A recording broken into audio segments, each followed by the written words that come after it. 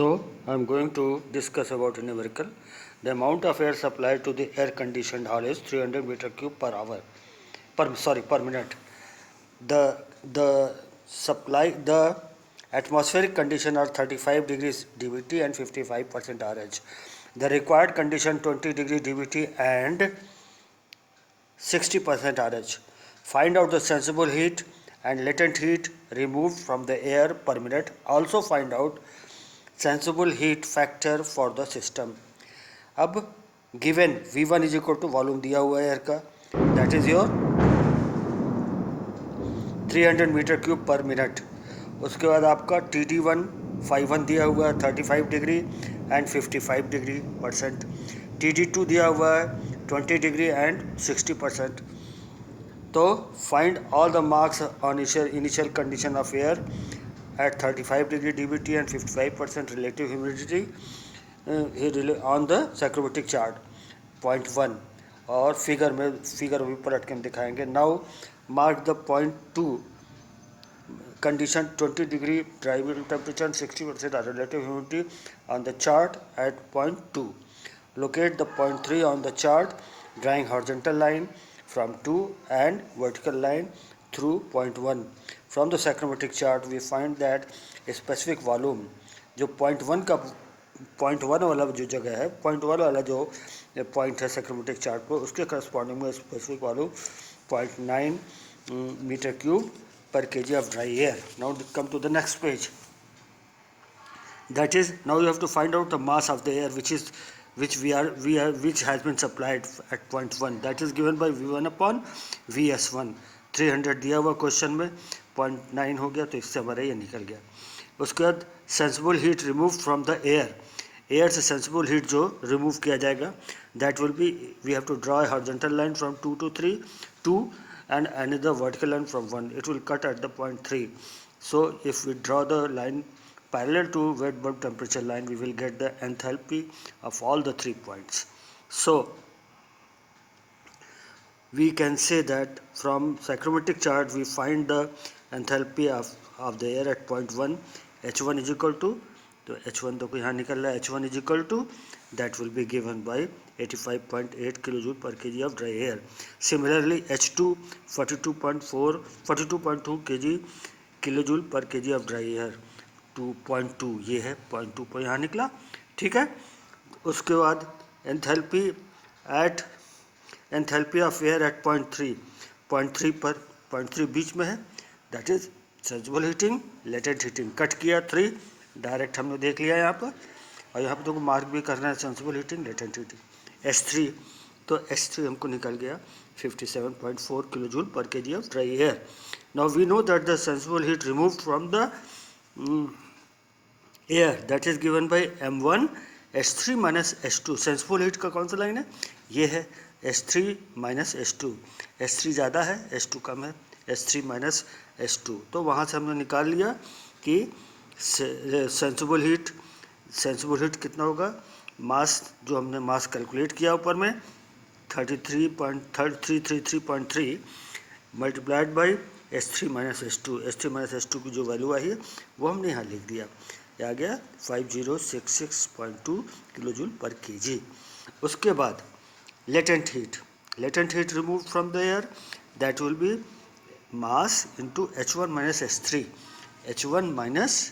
S3 vertical line. देखो जा रहा ना, ये H1 ये S3, तो mass into H1 minus S3. तो हमको मास मालूम है, ऊपर कैलकुलेट किया हमने मास 333.3 किलोजूल पर मिनट. मास की वैल्यू रखा हमने 33.3 किलोजूल पर minute multiplied by H1 minus S3. H1 की वैल्यू यहाँ हुआ, S3 की वैल्यू ये हुआ. ये डायरेक्ट हमको वैल्यू आपका साइक्रोमेट्रिक चार्ट से मिलेगा. H1 माइनस S3 वैल्यू लिखा हमने और कैलकुलेट किया 9465.7 किलोजूल पर मिनट, ठीक है. तो दो चीज़ हमको पता चल गया, सेंसिबल हीट कितना रिमूव हुआ और लेटेंट हीट कितना रिमूव हुआ, ये दोनों मिल गया हमको. अब बोलते हैं sensible heat factor of the system. तो सेंसिबल हीट फैक्टर क्या होता है, that is given bye sensible heat divided by sensible heat plus latent heat. तो सेंसिबल हीट फैक्टर हमने वैल्यू लिखा उसका सेंसिबल हीट का, और plus sensible heat plus latent heat, तो हमारा निकल गया सेंसिबल हीट फैक्टर।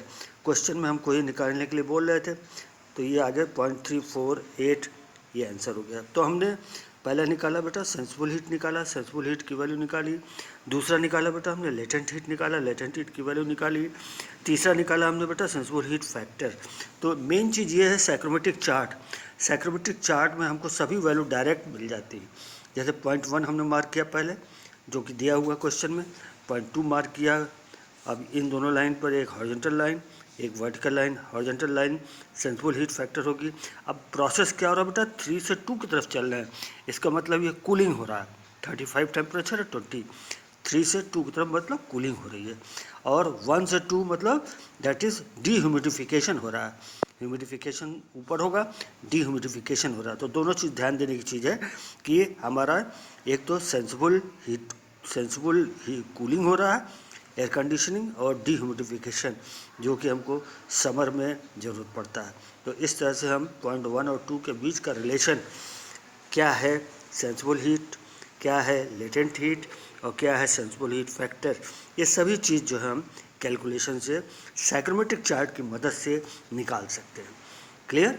सबसे पहले पॉइंट हमने मार्क किया, पॉइंट जब मार्क हो गया तो एक हॉरिजॉन्टल लाइन, एक वर्टिकल लाइन खींचा, जो कि एक पॉइंट पर कट किया, और तीनों के करस्पॉन्डिंग में हमने एंथैल्पी देख लिया। डायरेक्ट एंथैल्पी हमको चार्ट से मिल जाता है, और फिर हमने वही फार्मूला लगा दिया।